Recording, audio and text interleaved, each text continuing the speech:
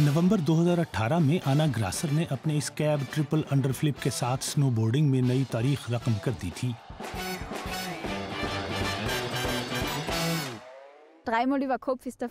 ऐसा पहले कभी किसी खातून ने नहीं किया था। मुझे हवा में खुद पर कंट्रोल था और जानती थी कि मैं ऐसा कर लूंगी। आना ग्रासर इस वक्त दुनिया की कामयाब तरीन खातून स्नोबोर्डर हैं। ओलंपिक्स और आलमी चैंपियनशिप मुकाबलों में उन्होंने अपनी अनथक मेहनत और लगन के नतीजे में खुद को स्नोबोर्डिंग की आलमी अशराफिया का हिस्सा तस्लीम करा लिया। अगर आपको कोई काम पसंद ना हो तो आप वो अच्छी तरह कर ही नहीं सकते।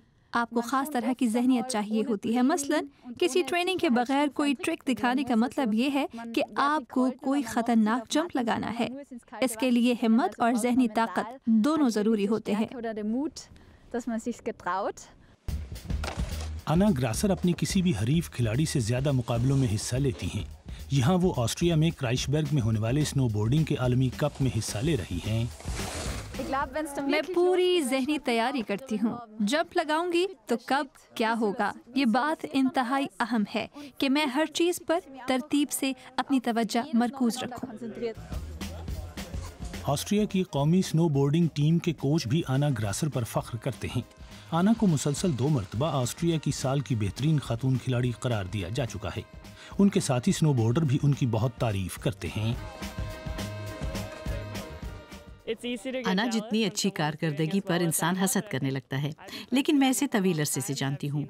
ये बहुत ही मेहनती है, उन तमाम नताइज की हकदार जो उसने हासिल किए। आना जब भी कुछ हासिल करना चाहती है वो मेहनत करती है और अपना मकसद पा लेती है। उसकी खुद अपनी ज़ात से तवक्कुआत भी बहुत ज़्यादा हैं। वो ज़्यादातर ख़वातीन खिलाड़ियों से बेहतर होने पर भी मुतमईन नहीं होती। वो मर्दों से भी बेहतर खेल का मुजाहरा करना चाहती है।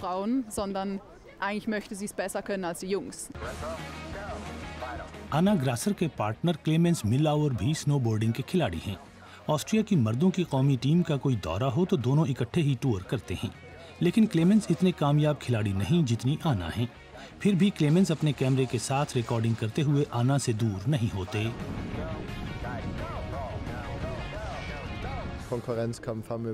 हमारा आपस में कोई मुकाबला नहीं। अगर मैं कहूं कि वो कोई खास ट्रिक नहीं कर सकती तो उसे मजीद तहरीक मिलती है कि वो मुझे वो भी कर दिखाए। हर वो कामयाबी जिस पर उसकी नजर हो, आना उसे हासिल करके बहुत खुश होती है। आना जनूबी ऑस्ट्रिया के एक गांव में पली बड़ी। बचपन में उन्हें जिम्नास्टिक का शौक था।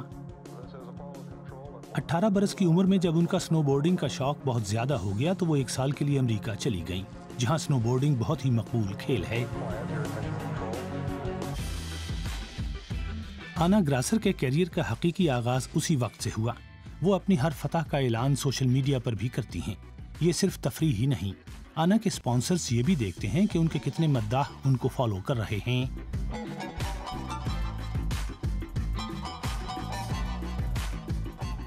ये दरअसल अच्छी बात है। आप खुद को वैसे दिखा सकते हैं जैसे आप चाहते हैं, क्योंकि मीडिया तो आपको वैसे दिखाता है जैसे वो चाहता है।